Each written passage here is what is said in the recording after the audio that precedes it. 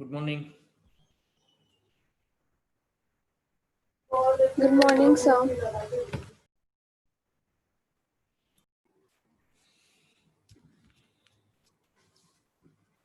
So good morning to all.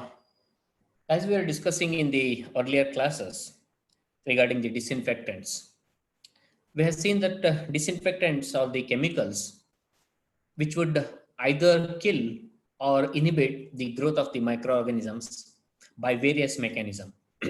So some of the chemicals or some of the disinfectant, they act on the superficially on the cell, or some of the disinfectant, they act specifically by inhibiting certain enzymes.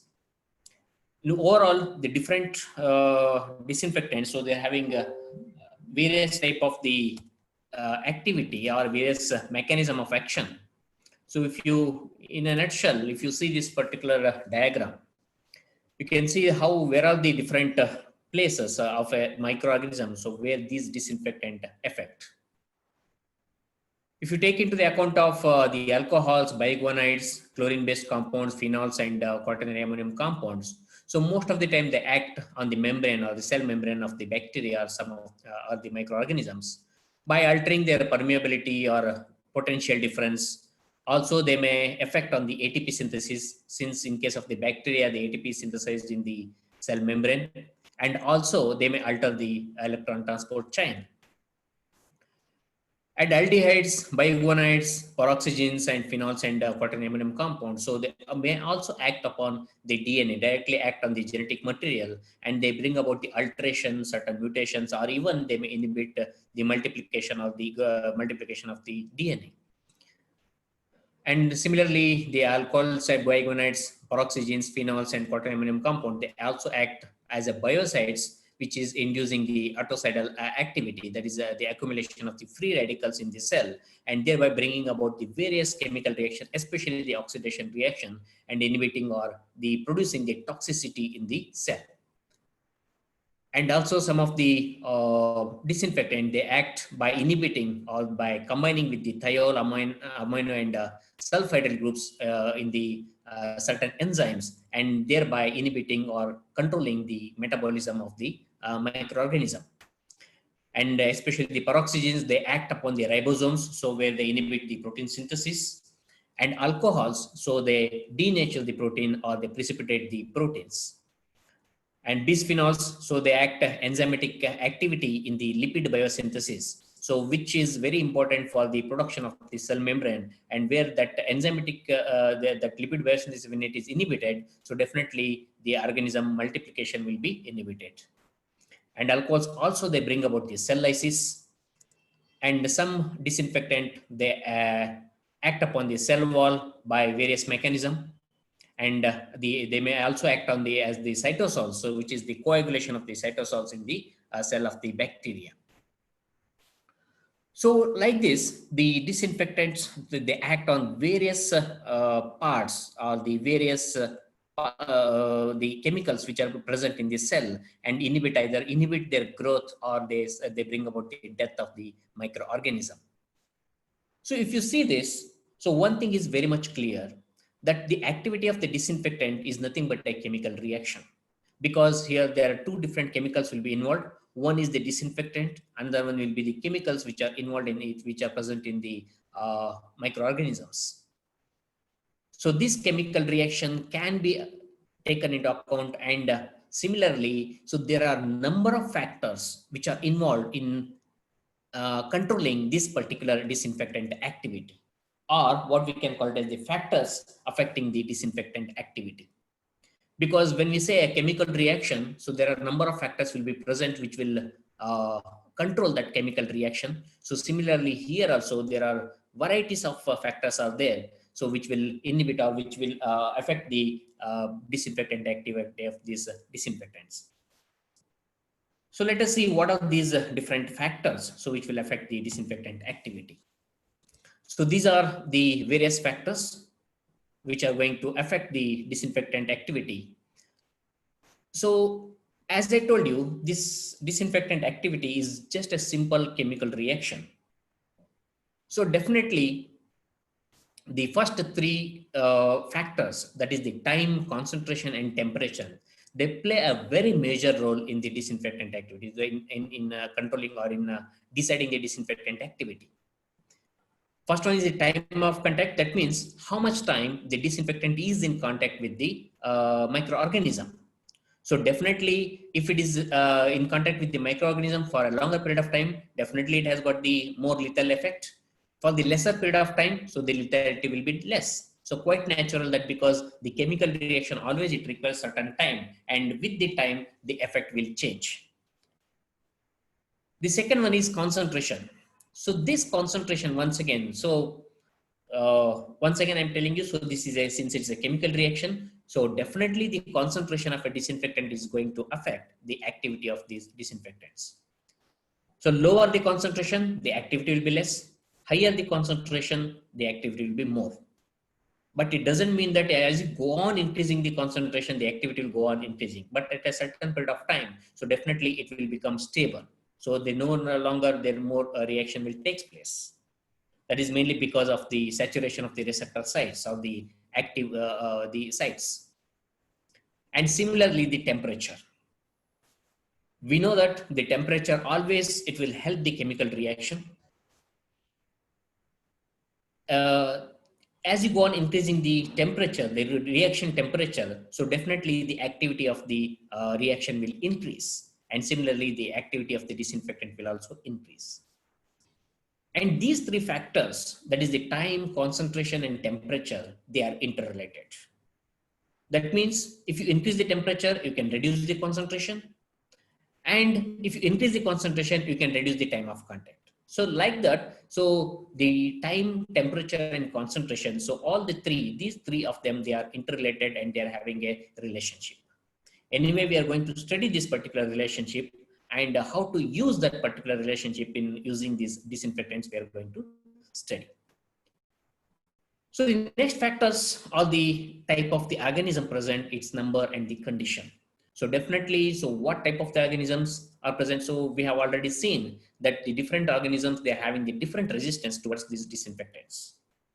So some of the organisms, they may be quite resistant. Some organisms, some type of the organisms may be quite sensitive. In this case, especially the spores are more resistant than the vegetative bacteria. So how the type of the organism it will affect, and the number also. So is the initial number, how many number of organisms are present, and what is the condition of those organisms. So that will also it will affect the activity of the disinfectant. And next one is the another very important physical parameter. So that's the presence of the organic matter.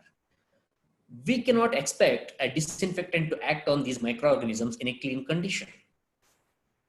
So definitely, whenever we are using the disinfectant, so definitely the place where we are using the disinfectant, it will be soiled. That means it will be having a lot of contamination. Along with the microorganism, there may be some other organic matter will also be present. It could be the pus, it could be the blood, or the oily material, or anything. So the presence of these organic matter, how it is going to affect the disinfectant activity, whether it will reduce the activity or it will increase the activity, so that we are going to study. So that is the effect of presence of the organic matter. Next is the hydrogen ion concentration, or what we can call it as a pH. So definitely during the classification of the disinfectant, we have seen that some of the disinfectant, they act more actively or they will be highly active in acidic pH. Some disinfectant, they are active in the alkaline pH. So how this hydrogen ion concentration or the pH is going to affect the activity of the disinfectant, we'll be studying in that particular part. And then there is another important aspect when it comes to the formulation. So it is the surface tension and the formulation of the disinfectant. So usually when we formulate a disinfectant, because we don't use a disinfectant as it is. For example, if we take the phenol, we don't use a phenol as it is. We convert it into a formulation because we need to change the many of the properties. We have to add certain solubilizing agents. We need to add some the odor or anything, the good smell and other thing, and the color. So all those, that formulation has to be prepared. And during preparation of formulation, most of the time we use the surface active agents, or what we call as the surfactants. So definitely these surfactants are having a certain effect on the disinfectant activity of these disinfectants. So activity of the disinfectants. So how it is going to affect, whether this change in the surface tension, whether it is going to change the activity of the disinfectant or not. So and if it is changing, so how much, what is the quantum of the change, so that we are going to study in that particular part. And then comes the chemical structure of a disinfectant. Of course, we have a standard chemical structure for the most of the disinfectant. And suppose if you want to change its structure, or if you want to alter the structure of a disinfectant, so how it is going to affect?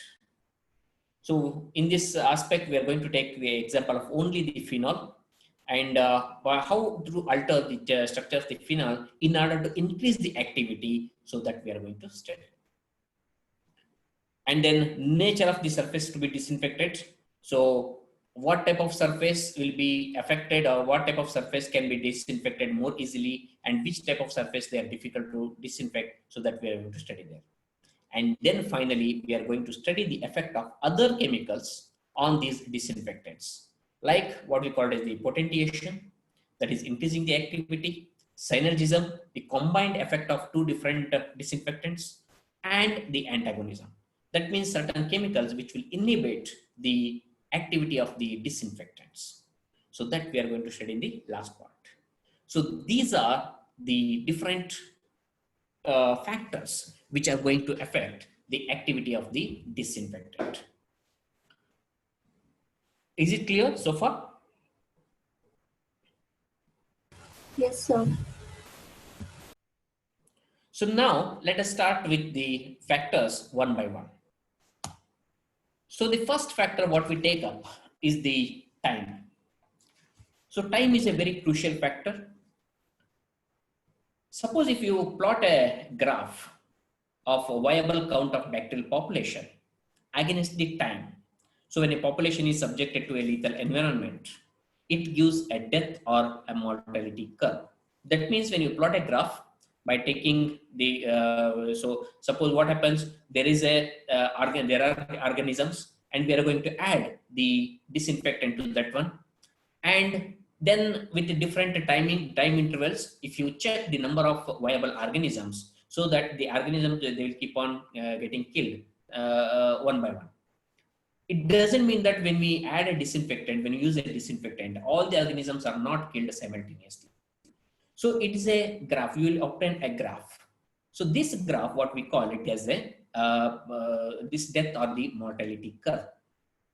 So this was given by two scientists, that is the Madsen and Neyman, in the year 1907, and it was once again it was studied by Chick in the year 1908. So according to them, so when they worked independently, separately, so they showed that the course of disinfection to approximate that a unimolecular reaction.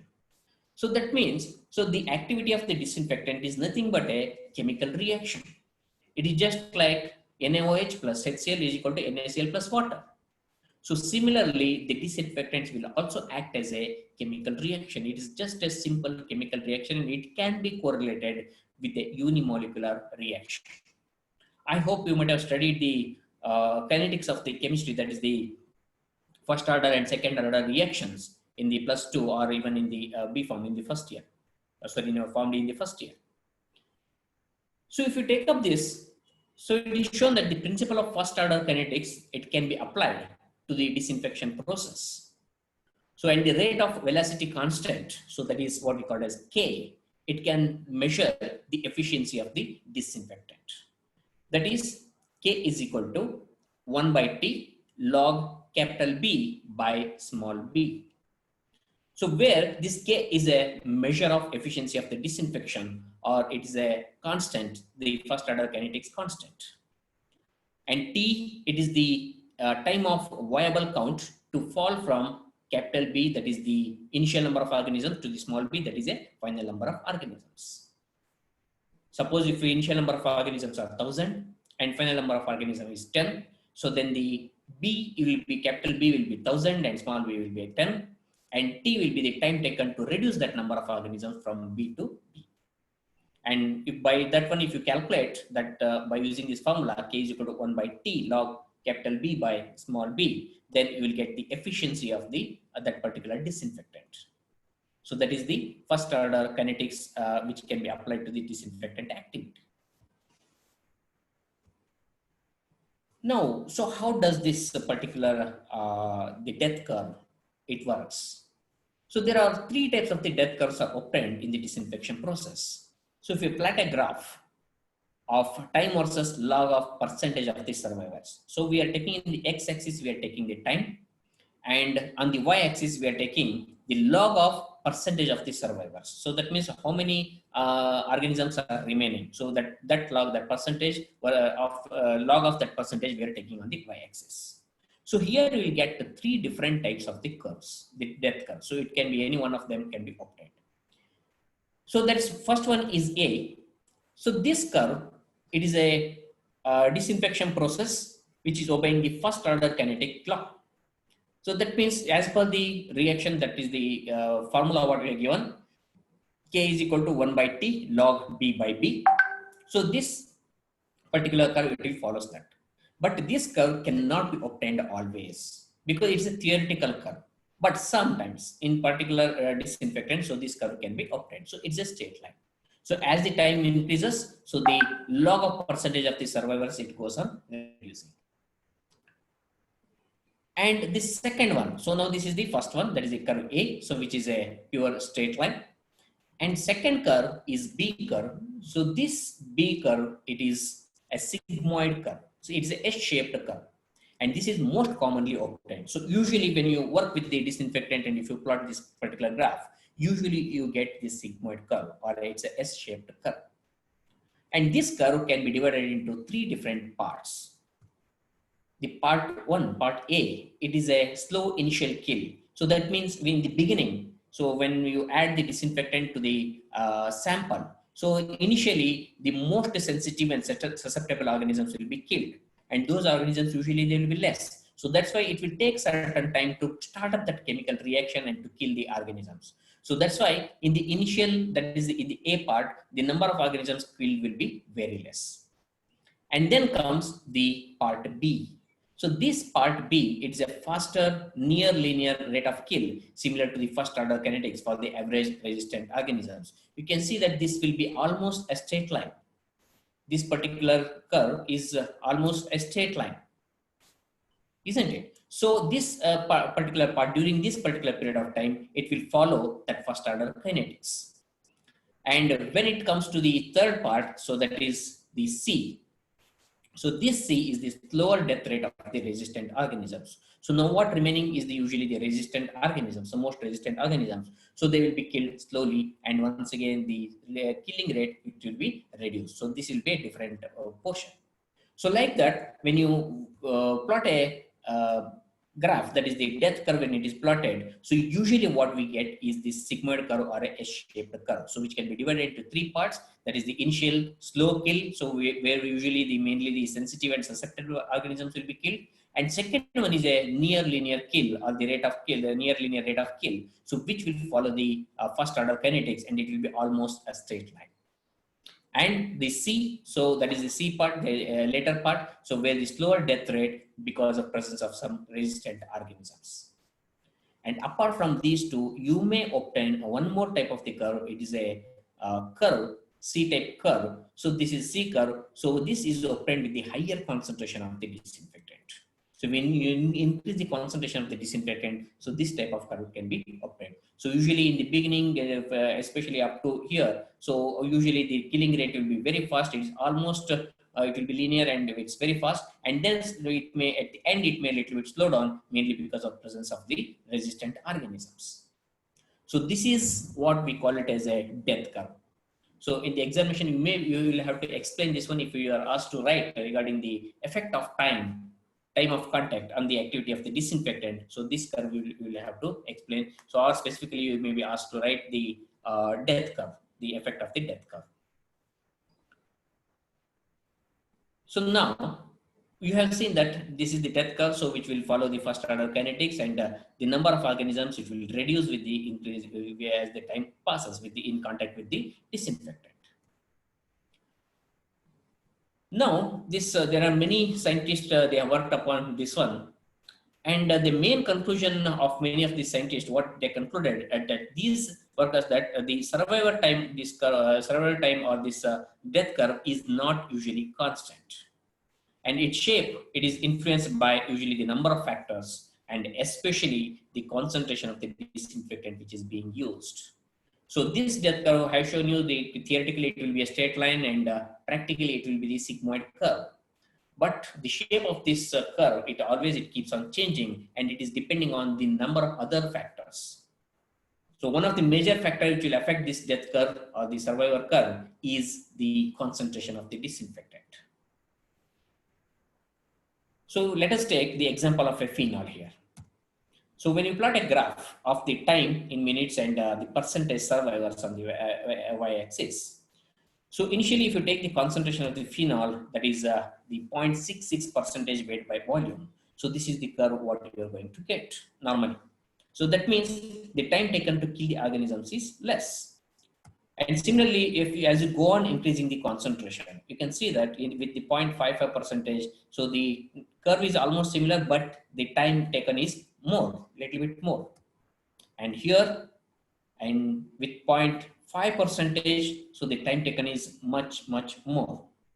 And as you go on reducing the concentration, so this is what going to happen. That means you are not going to kill all the organisms. Only some few susceptible organisms may be killed. Otherwise, you will not be able to achieve what is required. That is to reduce the number of organisms in the given sample with this 0.44 concentration. That means this line, it will keep on going. It will never touch this abscess. That is the zero.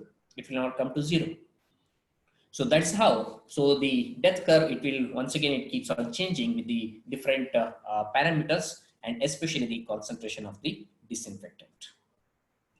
So this is how the time of contact is going to affect on the disinfectant activity. You have to remember this because this will be carried out or this will be discussed in the next two part. There are the next two factors, that is the concentration as well as the temperature. Is it clear till now?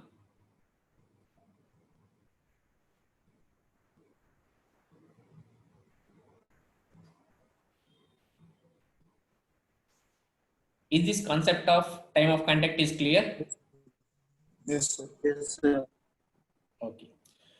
So now we'll move on to the second factor. So that is the concentration of the disinfectant. A very important factor for the disinfectant. So definitely we know that any chemical reaction, it depends on the concentration of any one of the reactants. So here what we are having the variable is the concentration of the disinfectant. We cannot change the concentration of the receptors or the concentration of the chemicals which are present in the microorganisms. So what we can vary is the concentration of the disinfectant. So how the concentration of the disinfectant, it will affect the killing effect. So definitely as is general knowledge, so we know that definitely by increasing the concentration, the activity will increase. So how much it will increase? Suppose if you are taking the 0.5 percentage of the disinfectant and it shows certain activity, and when you take 1%, that is when you double the concentration, so definitely the activity should double. But most of the time, so this activity will be much more than the double. So that's why what we say that the relationship between the concentration and the time taken to kill the organism at a given temperature is exponential in nature. That means if you keep the time and the temperature constant, and if you increase the concentration, so the change in the activity will be exponential in nature. That means it will be more than the double. Okay, so now, so the doubling the concentration, it considerably, it will be more than the half the rate of the reaction. So if the concentration exponent is more than 1, so then this will be followed. So what is this concentration exponent? So with the if the concentration exponent is more than 1, so then doubling the concentration, the rate of the reaction increases more than the half. That means very simple. I'll tell you very simple example. By using the 0.5 percentage of the phenol, if you can kill all the organisms in 10 minutes. So what do you expect? So by using 1% phenol, that is increasing the concentration double. Instead of 0.5, we are using 1%. So the time taken to kill the organism should be 5 minutes. Am I right? Is it clear? If you're using 0.5% of the phenol and it will take 10 minutes to kill all the organisms, and if you increase the concentration to double, that is 1%, so definitely the time or the rate of reaction should be 5 minutes. But in fact, so this rate of reaction will be less than the 5 minutes. That means its effect or the activity will be much, much better. So that is the depending on the concentration exponent. So what is this concentration exponent? So this concentration exponent can be explained by using this particular formula, that is C to the power of N into T is equal to A. So here A is a constant, or what we can call it as the efficiency of a disinfectant. And this same thing can be converted into the log form, that is N log C plus log T is equal to A, that is a constant. So here C is a concentration and N is the concentration exponent, or it is a dilution coefficient. And T is the death time, that is the time required to kill all the organisms. So if you plot a graph of log T, that is on the y-axis, and against the log C concentration on the x-axis, it gives a straight line. So log T on the y-axis, that is the time, and log C, that is the concentration on the x-axis, so it will give a straight line. So definitely as you go on increasing the concentration, as the concentration is increased, so the time required to kill the organisms will be reduced. So that's why you are going to get a straight line. And the slope of this particular straight line, the slope of this particular graph, that is the straight line. So here it is 1 by 1. So the slope is N is equal to 1 by 1, N is equal to 1. So this slope is called as the concentration gradient. So the value of N, it can be obtained by graphically by using this particular graph, or by using another equation, that is N is equal to log T2 minus log T1 divided by log C1 minus log C2. So that means here the T1 is a death time with the concentration of C1, and T2 is the death time at a concentration of C2. That means at a two different concentration, what is the time required to kill the organisms? So if you calculate that one, and based on that calculation, you can calculate this the value of the N. So that N is nothing but the concentration gradient. So here what I told you, so this concentration exponent or dilution coefficient, it can be calculated by using this formula. So in this example, so here it is 1 by 1. So the N value is 1 here. So that is the concentration exponent is 1. And in the another graph, if you see this, if you